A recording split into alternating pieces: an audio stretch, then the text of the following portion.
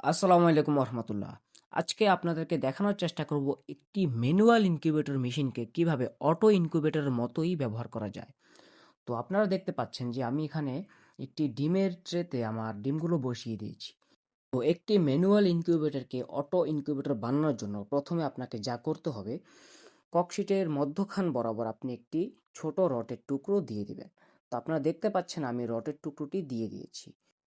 তারপর আপনাকে যা করতে হবে, ট্রের চারপাশে ডিমগুলোকে সমানভাবে বসিয়ে দিবেন এবং ট্রেটিকে রডের মধ্যখান বরাবর বসিয়ে দিবেন। এরপর আপনি দিনে 2 থেকে 3 বার এদিক আর ওদিক লাড়িয়ে দিতে পারেন।